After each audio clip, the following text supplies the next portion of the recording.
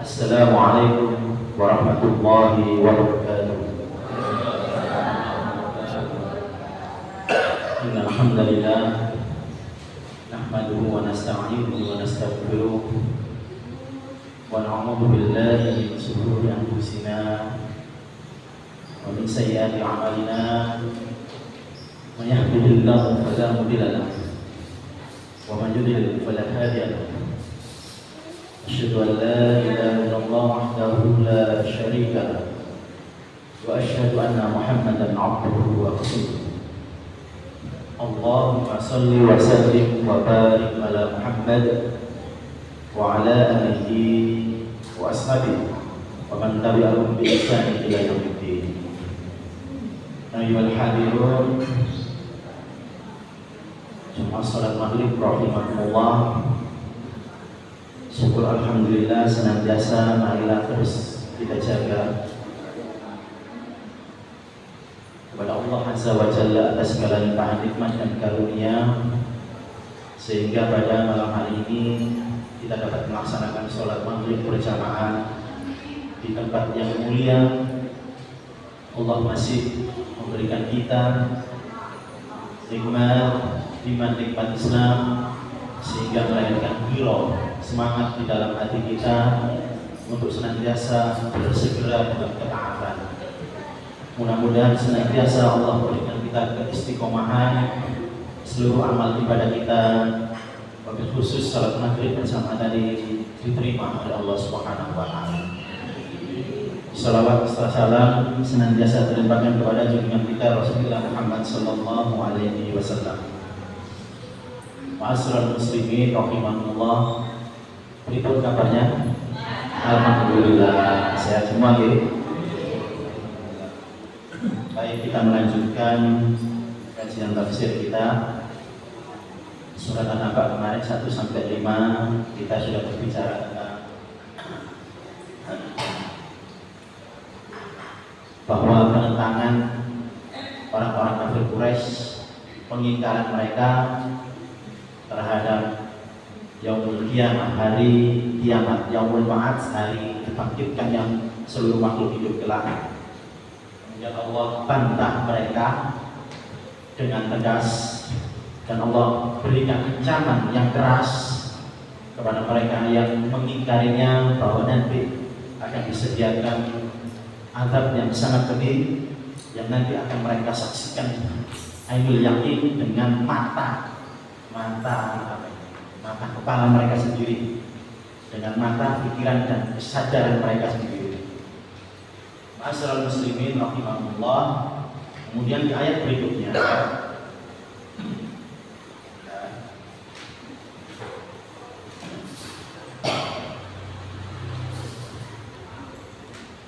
Allah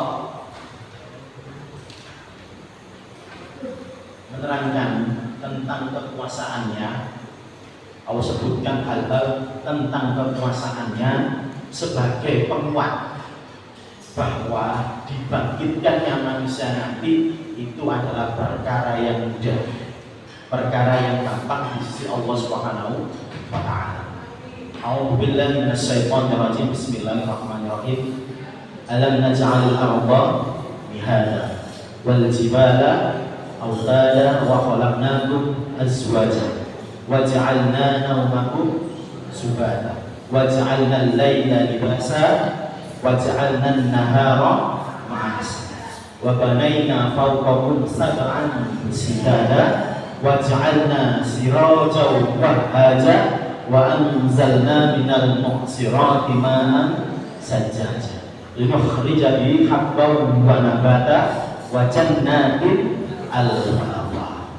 6 sampai ayat 16. Kita awali dari dari ayat ke-6.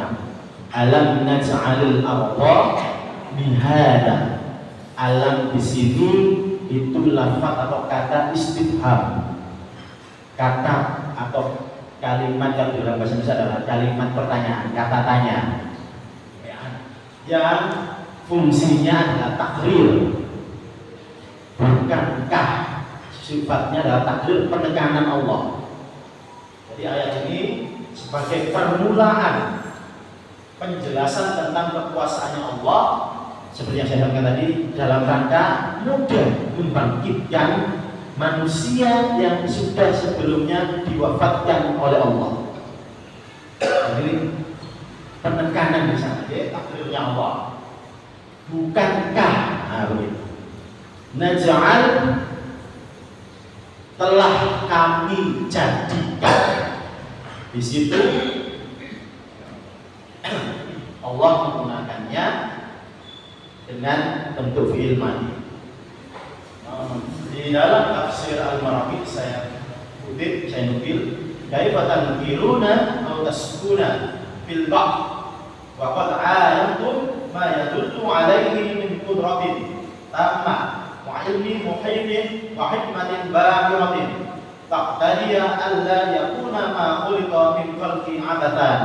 Kata Syekh Al-Maraqi, bagaimana kalian bisa mengingkari atau meragukan kebangkitan, hari kebangkitan, padahal kalian telah menyaksikan sendiri bukti-bukti yang menunjukkan kekuasaannya Allah yang sempurna, ilmunya meliputi segala hal, yang hikmahnya luar biasa, yang menuntut semua ciptaan ini tidak diciptakan dengan tidak manfaat, sia-sia.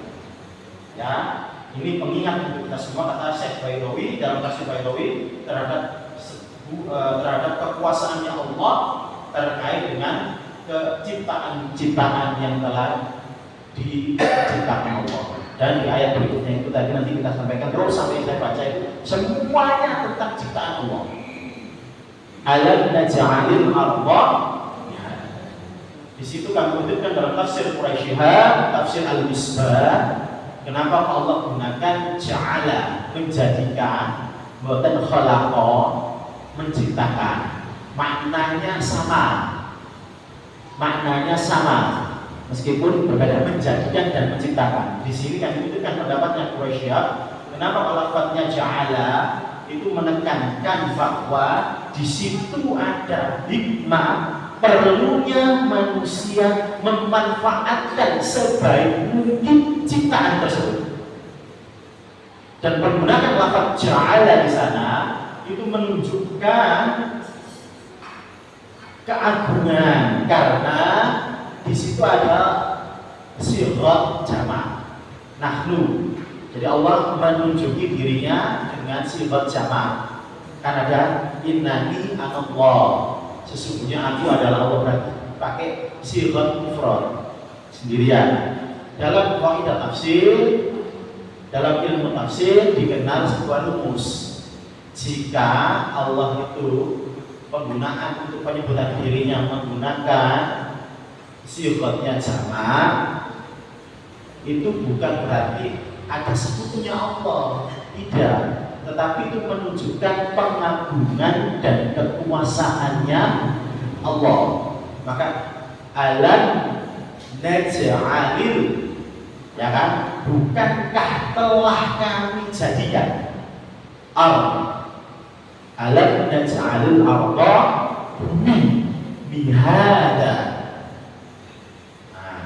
Allah sedang menunjukkan kekuasaannya dan manusia agar memperhatikan kekuasaan itu, ciptaan itu, dan memanfaatkan sebaik mungkin apa yang telah diciptakan oleh Allah, yaitu bumi. Mihada sebagai hamparan, Misalkan alladzi ja'ala lakumul arda firasyan, dan telah kami jadikan, jadi Allah yang menjadikan bumi sebagai firas. Firas itu tempat tidur, masyaallah muslim. Firas itu kasur. Dan kok sebagai kasur? Nanti kita terangkan. Alladzi ja'ala lakumul arda mahdan wa sa'alaka lakum fiha subula. Surah Toha ayat 53. Sama di sana. Mahdan, dihantarkan, terhampar itu tadi. Mihad itu maknanya diambil dari kata mahdan, artinya macam-macam ulamanya tunjukkan di sini. Dihamparkan secara halus dan nyaman. Jadi Firos kasur kan nyaman ya, tempat yang nyaman dipakai untuk istirahat tidur, maka itu firos, tempat tidur. Lihat itu adalah sesuatu yang dihamparkan, nyaman. Bisa juga al-lihat itu artinya kasur yang lembut yang ditata rapi secara bahasa ini. Bisa juga di dalam kamus mah itu adalah tempat yang disiapkan untuk bayi. Di dalam tafsir Al-Alusi ada. Mihadan juga berarti tempat pijakan atau hamparan. Mujahid, Isa dan beberapa ulama Kufah membacanya mahdan, ayunan, tempat buayan bayi. Ya, dinamakan demikian karena fungsinya yang telah disediakan yaitu sebagai tempat pijakan yang sudah dihamparkan Allah, dan bumi itu dibuat senyaman mungkin bagi manusia. Dari ayat ini sebenarnya banyak penafsiran bahwa berarti bumi itu bentuknya datar, tapi ada seperti itu. Boten, Ibnu Katsir menerangkan dalam kitab tafsir yang mihad dan ini maksudnya terhampar bagi semua makhluk, dibentangkan bagi mereka sehingga bumi menjadi tenang, diam dan nyaman. Kalimat ihadan di sana mengandung makna bahwa bumi itu Allah telah jadikan untuk kita manusia menjadi tempat layak untuk hidup. Sepanjang pengetahuan kita di dalam tata surya kita, planet-planet yang ada di tata surya kita bisa ditinggali hanya bumi. Yang lain boten saged Mars. Oh, di sana ada kayak bekas-bekas air, tapi kan tetap nggak bisa sampai detik ini, tidak bisa ditinggali kecuali oleh robot. Gitu. Ma'asyiral muslimin rahimahullah, ayu firasan wa bisaron litastaqirra 'alaiha al-aqdam. Dalam tafsir Khazin dikatakan bahwa yaitu bumi sebagai alas tempat tidur dan hamparan agar kaki dapat menetap di atasnya. Nah, jadi tempat yang nyaman. Ma'asyiral muslimin rahimahumullah. Ada juga ulama yang menafsirkan mihadan itu adalah mumahhadan. Diartikan sebagai mumahhadan. Apa mumahhadan? Dan bukankah telah kami jadikan bumi itu mumahhadan sebagai tempat yang telah dipersiapkan oleh Allah sebagai tempat untuk kehidupan. Mumahhadan itu artinya dipersiapkan. Unzuru ilal ardil lati ju'ilat mihadan muhayya'atan lin-nas wad-dawabi ya'isuna 'alaiha wa yaqtatuna minal khairatiha dhahirati wal batinah. Lihatlah bumi yang telah dijadikan sebagai hamparan dan tempat yang disiapkan untuk manusia dan binatang yang hidup di atasnya memperoleh rezeki dari berbagai kebaikan, dari yang tampak zahir maupun rezeki dan kebaikan itu dari sesuatu yang tidak tampak. Ini kata Syekh Al-Baraqi dalam tafsir As-Sabuni. Kami kutipkan, naj'al hadhihi al-ardh allati taskununaha mumahhada ya bi istiqrar 'alaiha wa taqallubi bi anha'iha ja'alnaha lakum kal firas wal bisaqi litastaqirru 'ala dhahriha wa tastafidu min suhuliha al-wasi'ati bi anwa'in zuru'ah. Kata Syekh As-Sabuni, kami telah jadikan bumi ini yang kalian tinggali mumahhada tadi, telah disiapkan. Berarti apa? Bumi ini sudah stabil. Kalian tinggal di atasnya manusia, mudah menempatinya, mudah beraktivitas di berbagai sudutnya untuk menjalani kehidupan. Ya, maka disebutkan di sana kami menjadikannya bagi kalian seperti permadani dan hamparan agar kalian menetap di atasnya. Ma'asyiral muslimin rahimakumullah, bahwa intinya kalau kita pelajari bumi ini sangkut disiapkan. Alam naj'alil arda mihada, itu maksudnya hamparan itu bukan buminya yang datar, tapi hamparan di sana adalah maknanya, ini metaforanya. Indahnya bahasa Al-Quran itu balaghahnya banyak menggunakan bahasa metafora. Apa maknanya? Bumi itu sudah disiapkan Allah sebagai tempat yang cocok, yang nyaman untuk manusia dan makhluk hidup yang lain dalam menjalani kehidupan. Itu maknanya. Agar nyaman, maka Allah lengkapi di dalamnya dengan segala macam fasilitas kehidupan. Jadi masyarakat muslimin, insya Allah sampai hari kiamat, bumi ini cukup untuk kebutuhan makhluk hidup. Sudah Allah jamin cukup. Ada global warming nanti pasti manusia akan bisa mengatasinya. Ada semuanya sebagainya. Jadi, pertanyaannya, bentuk bumi itu bulat atau datar? Bulat ya? Bulat.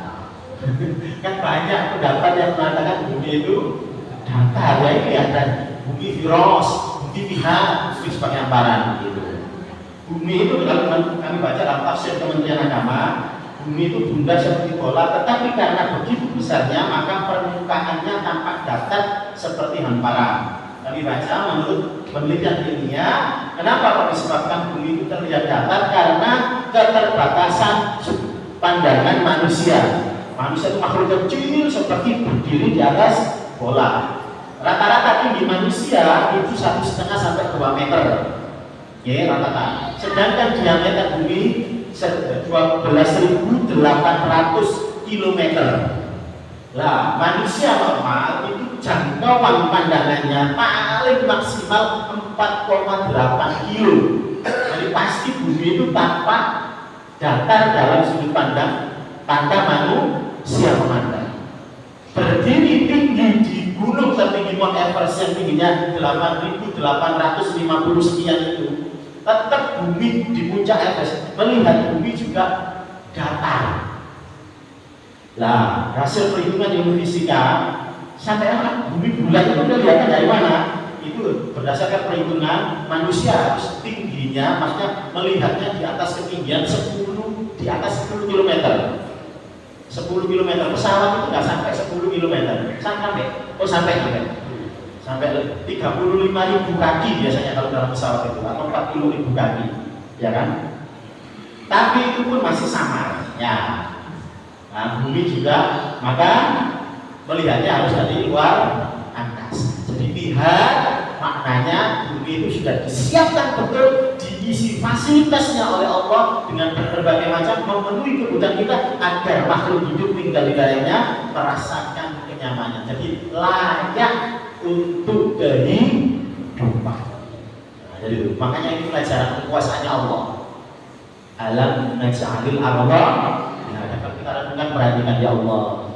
Coba bumi itu ukurannya lebih besar dari sekian, mungkin juga belum tentu bisa kita bahkan sampai diameter ukuran jumlah air seluruh kandungan bumi di dalam inti bumi itu semuanya by design sudah diperhitungkan dengan sangat sempurna oleh Sang Pencipta yaitu Allah Rabbul Alamin. Gak mungkin blessed seperti itu.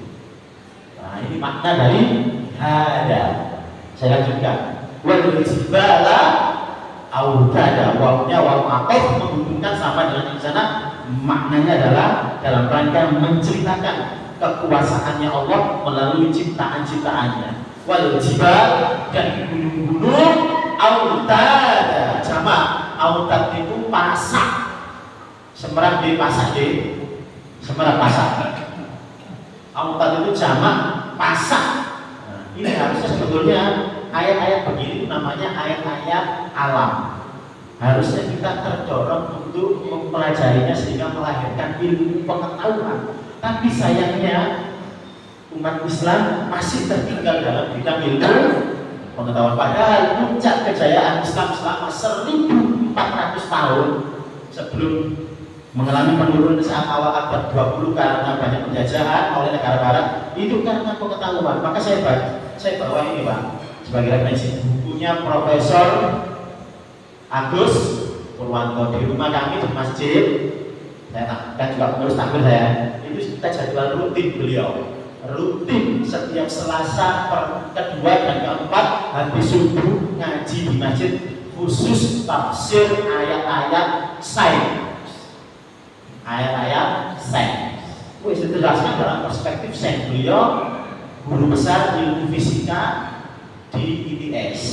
Tadi diterangkan bagi pendekatan saya kambing, ayat tentang tawon, ayat tentang nyamuk, begitu-begitu, gunung, laut, langit, apa sih langit itu tempat bertebarannya gunung, semuanya diterangkan. Dan begitu dijelaskan secara ilmu pengetahuan, kita terkesima, maka kita semakin menguatkan keimanan. Nah harusnya begini itu kan, kalau kita yang pegang kunci ilmunya, kita lah yang pimpin peradaban dunia. Sayangnya kita hari ini umat Islam tertinggal dalam ilmu pengetahuan. Dan gunung-gunung Allah ciptakan sebagai pasaknya bumi. Ada itu bentuk jamaknya adalah wadadun. Wadadun itu pasak, yaitu sesuatu yang ditancapkan di dalam tanah untuk sebagai tempat mengikat tali di tenda. Itu namanya pasak. Kenapa Pak Allah menggunakan lafaz pasak? Dalam tafsir Al-Misbah diterangkan, masyarakat Arab masa lampau itu mengenal banget yang namanya tenda atau kemah, karena kehidupan mereka di Arab itu kehidupan yang safar, yang musafir bukan nomaden. Mereka sering berpergian jauh untuk melakukan perdagangan jual beli. Liila fi Quraisy ila fihim rihlah, perjalanan. Rihlatas sipa saat musim dingin, wassoif dan saat musim panas. Musim dingin orang Mekah saat itu dagangnya ke Yaman. Kalau musim panas dagangnya ke negeri Syam. Maka Allah menggunakan bahasa metafora lagi di sini, bahasa kinayah, perumpamaan. Dan kami jadikan gunung-gunung itu sebagai auta pasar. Nah kalau kita semangat untuk menggali pengetahuan, harusnya ini digali betul fungsi dari gunung. Berarti gunung ini fungsi untuk menstabilkan bumi sebagai pasak yang ditancapkan, diikatkan tali sehingga tenda itu dijelaskan dalam tafsir Al-Munir Syekh Muhammad Al-Syekh, sehingga tenda itu berdiri dengan kokoh. Dalam kasus sebelum wajahnya al-jibala dan al-awtadi lil-ardi litasbuta bikum kama batu baitu bil-awtad wa tadalla ala rusukhi. Kami jadikan gunung-gunung seperti pasak bagi bumi agar bumi tetap kokoh, sebagaimana tenda dipasang-pasang agar terjaga kestabilannya. Nah, jadi kita paham bahwa Allah mintakan gunung-gunung itu tujuannya adalah sebagai pasaknya bumi, dan negeri kita dianugerahi Allah dengan gunung-gunung yang banyak, yang ring, gunung berapi yang membentuk seperti cincin sampai di Pasifik sana, terus di Jepang, Filipina, kita terus sampai ke lautan Pasifik, sampai ke Amerika sana. Nah, ring Pasifik namanya. Di situ gunung-gunung Allah, termasuk gunung-gunung di dalam laut. Itu Allah terangkan juga nanti di Al-Quran ada itu, gunung-gunung di dalam laut. Masya Allah. Jadi Allah ciptakan ini untuk pasak, menahan agar stabil. Wal jibala arsal, dan gunung-gunung kami pancangkan dengan punggung. Masyaallah muslimin rahimahullah, Syekh Al-Marawi mengatakan seandainya tidak ada gunung, bumi akan selalu mengalami kegoncangan karena di dalamnya terdapat bahan-bahan yang terus bergerak. Bahan-bahan yang terus bergerak. Magma itu kan, lava itu kan kita sadari betul kan. Dan termasuk penyebab gempa bumi salah satunya adalah gempa bumi vulkanologi, yaitu karena disebabkan meletusnya gunung berapi. Saya kutipkan dalam tafsir Al-Muntakhab. Al-Muntakhab itu tafsir yang dikeluarkan resmi oleh pemerintah Mesir di bawah Kementerian Agama Mesir. Saya punya PDF sayangnya. Rata-rata yang dituliskan di sana itu semuanya sains. Dari ayat-ayat yang berhubungan dengan sains betul-betul diterangkan secara sains, ilmu pengetahuan. Dalam tafsir Al-Muntakhab diterangkan, di situ saya baca, lapisan padat kerak bumi dapat mencapai ketebalan 60 km. Lapisan itu jika meninggi maka membentuk gunung. Tapi lapisan itu jika tertekan dan turun, nah itu menjadi palu atau dasar di samudra. Semua ini Allah ciptakan ono sing mendelep wonten sing munggah dalam rangka menjaga keseimbangan bumi. Dari sini makanya Allah tadi menantang orang-orang kafir Quraisy. Sampai sejauh itu Allah cerita kekuasaannya melalui ciptaan-ciptaan yang telah dibuat oleh Allah. Lah kita umat Islam akan dapat sampai memahami ayat ini kalau kita betul-betul menelitinya menggunakan kacamata ilmu. Bagi Allah ternyata ilmu fisika baru kita perlukan ya Allah. Subhanallah, kekuasaan Allah begitu besar. Bayangkan kalau nggak ada gunung, maka bumi ini akan mudah bergoyang. Allah tegaskan supaya Allah pasang. Tancap memang sengaja ditancapkan oleh Allah dalam rangka menjaga kestabilan bumi. Masya Allah. Saya lanjutkan. Wa khalaqnakum azwaja. Dan Allah menciptakan kalian azwaja, berpasang-pasang. Khalaqa di sini sama, penekanannya dalam rangka pengagungan Allah, kehebatan ciptaan Allah. Dan telah kami ciptakan kalian azwaja berpasang-pasangan. Di sini saya baca beberapa kitab tafsir namanya al-asnaf, yaitu berbagai macam jenis, bermacam-macam jenis. Maka saya baca maksudnya apa ya, laki-laki perempuan. Ini pendapat yang kuat. Tapi saya menemukan ada pendapat alwana, yaitu Allah ciptakan manusia dengan bermacam-macam warna kulit. Dan ada pula yang mengatakan termasuk di dalamnya adalah pasangan-pasangan yang Allah ciptakan. Malam, siang, panas, panjang, besar, kata para ulama, semua berpasang-pasangan.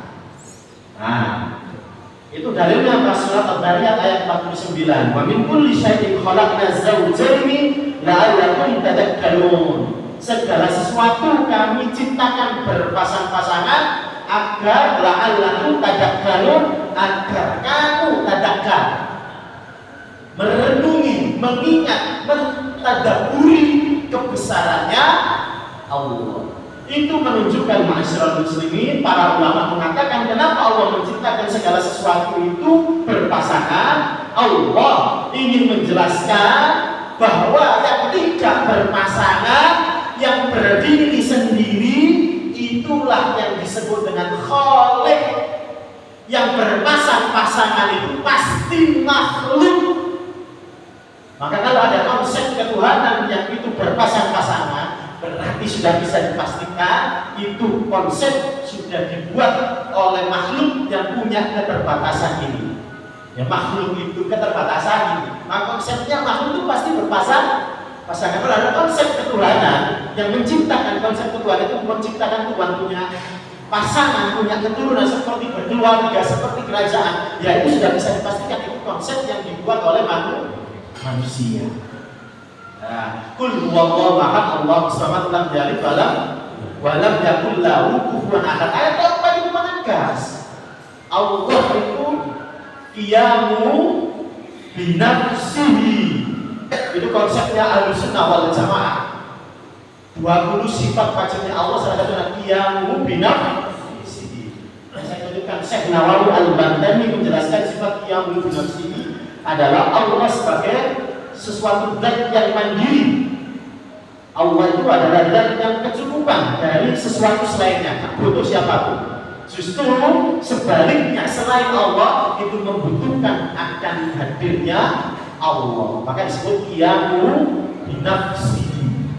Nah, makanya di sini adalah menegaskan kata para ulama, inilah yang menegaskan Allah itu khaliq, Allah itu tunggal, yang berpasang-pasangan itu adalah makhluk.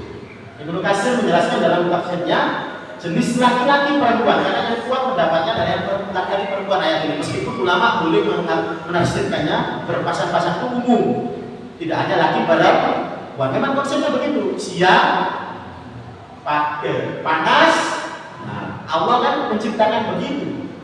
Nah, dalam tafsir Ibnu Katsir menerangkan maksudnya adalah laki-laki dan perempuan masing-masing dapat bersenang-senang dengan lawan jenisnya karena itulah mereka akan berkembang biak melanjutkan keturunan. Al-Alusi mengatakan berpasangan sebagai laki-laki dan perempuan agar kelangsungan keturunannya sempurna untuk melanjutkan kehidupan di dunia.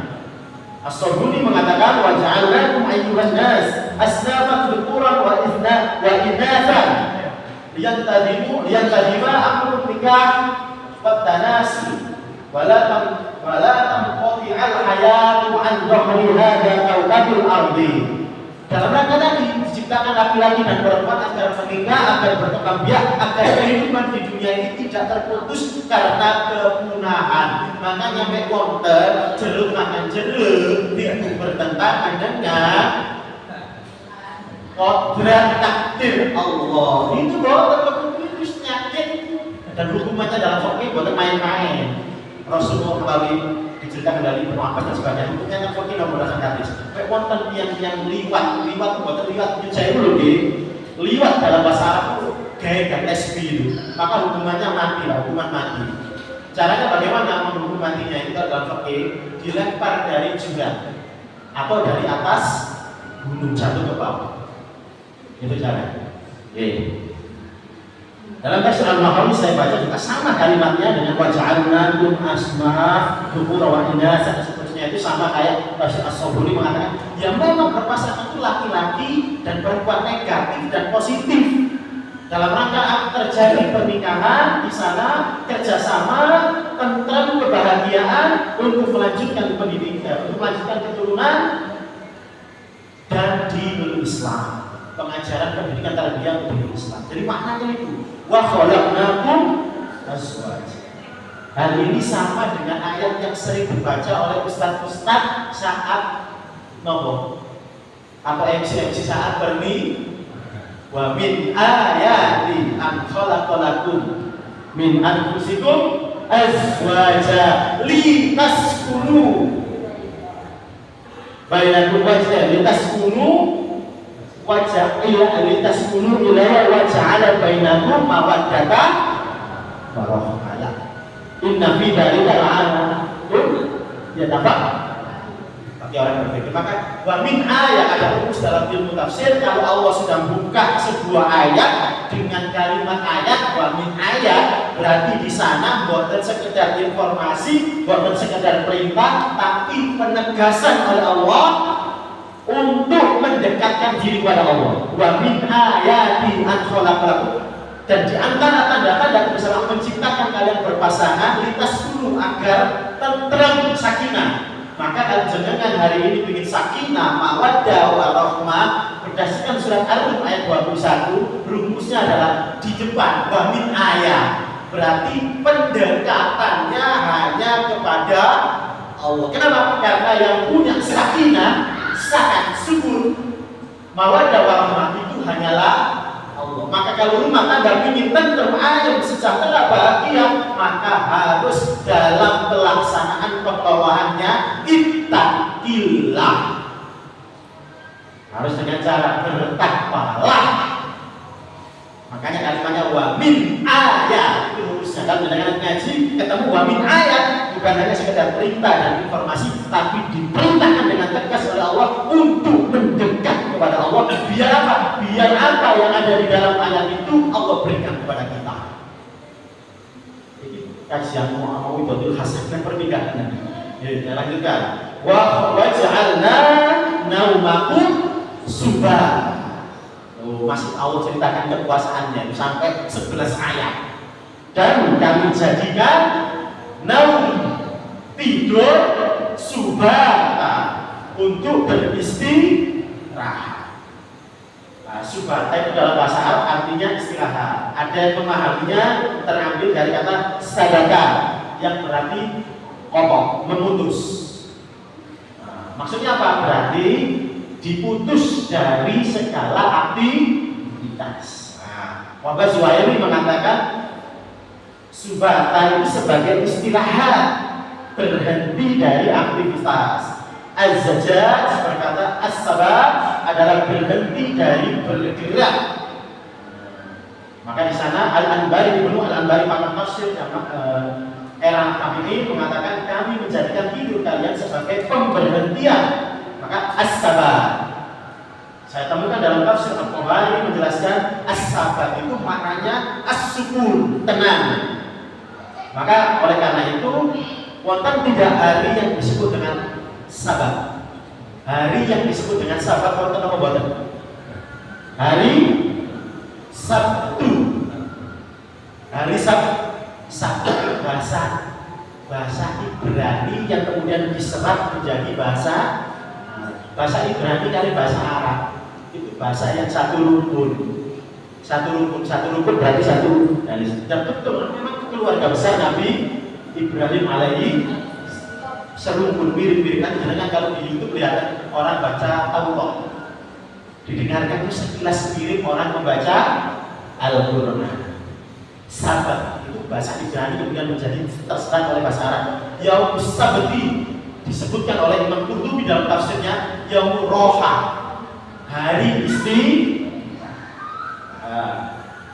itu maknanya. Jadi waj'alna naumakum subhat, dan kami jadikan tidurmu sebagai sarana untuk jenengan misalnya boten tidur 2 hari 3 hari melebet rumah boten sapi klip tidur cukup.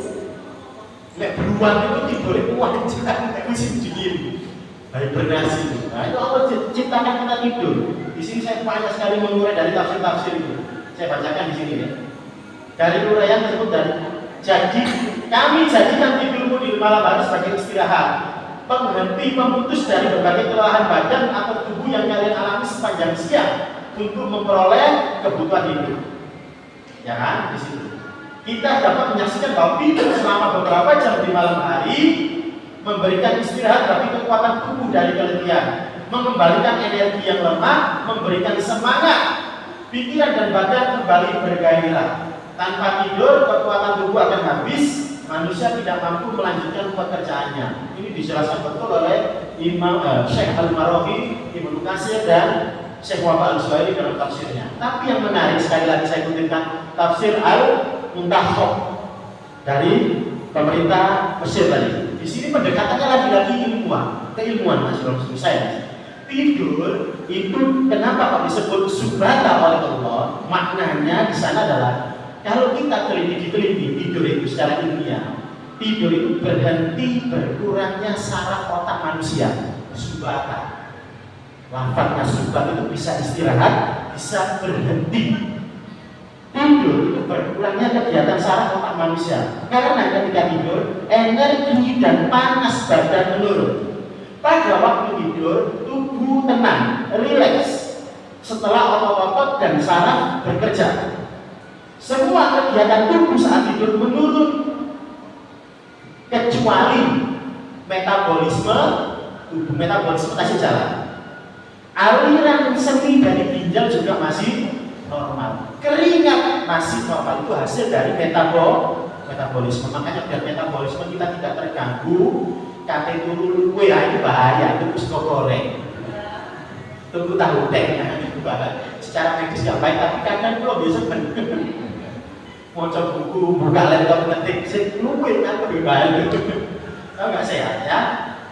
Proses tersebut jika berhenti justru akan membahayakan manusia, metabolisme maksudnya. Sedangkan saat tidur, pernafasan berkurang intensitasnya, tapi lebih panjang dan lebih banyak keluar dari dada, nafas dada ketimbang nafas perut. Jantung pun berdetak lebih lambat sehingga aliran darah menjadi lebih sedikit. Otot-otot yang tadinya kejang kemudian mengendur, maka tiang itu akhirnya pada fase betul-betul dikondisikan oleh Allah secara fisik untuk istirahat. Maka istirahat dengan tidur itu telah diciptakan Allah sebagai salah satu bentuk istirahat yang terbaik. Jadi istirahat itu bukan lembur-lembur, leye-leye, tapi istirahat yang terbaik secara ilmu dijelaskan tadi dalam tafsir Al-Muntakhab tadi, itu harus dengan tidur. Nek ngaji dengan ilmu pengetahuan, masya Allah, apa rahasianya Allah menciptakan tidur? Nek boten ngaji yang nganggep turu itu biasa-biasa. Wah, padahal ada rahasia di sana, kekuasaannya. Dengan tidur jantungnya lambat, metabolismenya tetap, aliran darah berkurang, otot-otot yang tadinya tegang dan sebagainya turun, organ-organ yang tidak bekerja tadi karena tidak bekerja tadi turun, semuanya diistirahatkan oleh Allah. Masya Allah. Kecuali nomor jantung tetap memompa, ginjal juga ada jam-jamnya makanya yang melekan. Hari syukur terus film tangi-tangi dhuwur kesel tasik enten. Itulah kemudian yang dilanjutkan penjelasannya di ayat berikutnya. Wa ja'alnal laila libasa. Masya Allah. Tadi bicara tidur Allah, kemudian Allah menerangkan tentang wa ja'alnal laila, bicara tentang malam hari. Masyaallah muslimin, dan telah kami jadikan malam itu sebagai libas. Libas itu apa?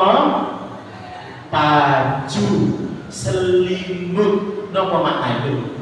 Dari ayat-ayat tadi Allah itu masih konsisten menggunakan keindahan bahasa, balaghahnya Al-Quran, masih menggunakan bahasa metafora kalau dalam bahasa Indonesia, bahasa kinayah, majas, berupa makna. Dan kami jadikan malam seperti baju. Masyarakat muslimin rahimahumullah, jam 7 pas gimana? Isya ini. Maksudnya Allah menjadikan malam sebagai penutup, dengan kegelapannya dapat menutupi, menyelimuti, menyembunyikan sesuatu dari pandangan manusia, sebagaimana pakaian menutup tubuh dan aurat manusia. Kan? Ayat ini mengandung metafora dan sebagainya. Di ayat yang lain surat Asy-Syams, wal laili idza yaghsha, dan kami demi malam yang menutupi. Berarti apa? Menutup seperti baju itu Allah hadirkan malam dalam gelap gulita. Masyaallah muslimin rahimahullah, bisa lakukan di dalam kitab tafsir Al-Khazin, tafsir Marawi, tafsir Al-Mughith. Di antara manfaat malam bagi manusia adalah gelap malam dapat menyembunyikan dan melindungi seseorang yang tidur dari bahaya atau musuh. Dalam gelap malam manusia dapat berlindung, ya.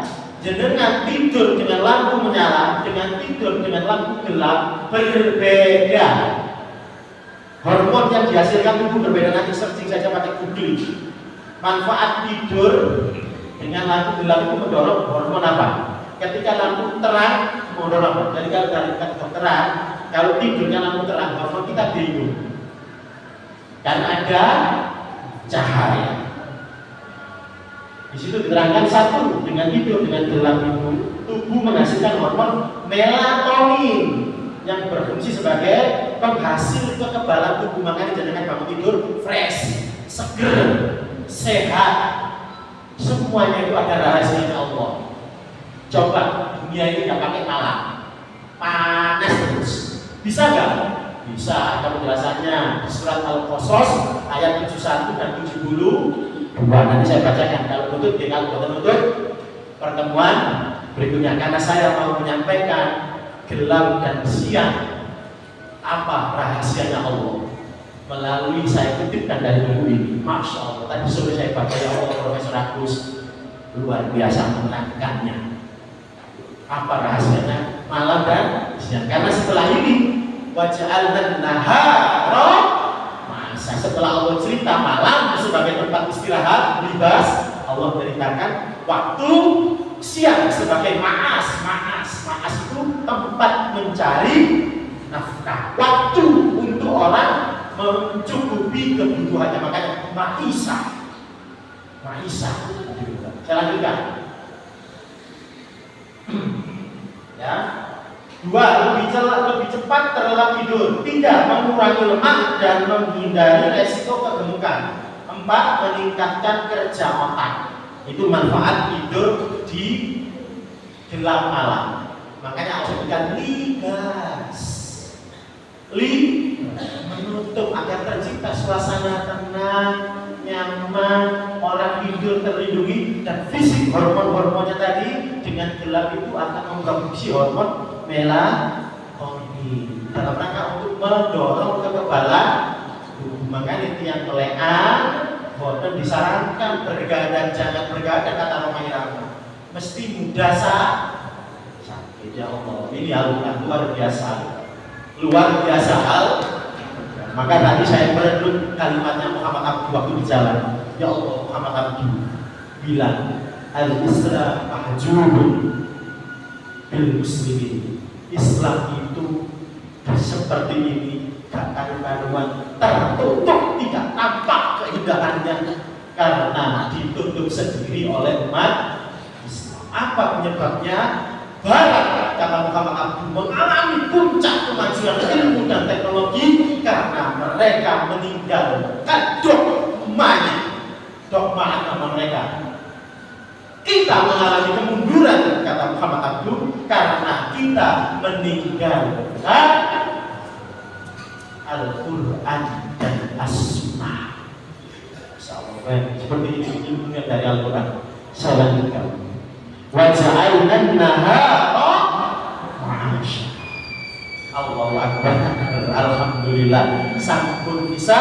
Nanti insya Allah kalau ada kesempatan dan usia yang panjang, saya akan menerangkan di berikutnya, menggabungkan penjelasan tentang malam dan siang dalam satu pembahasan. Saya pakai ayat surat Al-Qasas ayat 71 dan 72.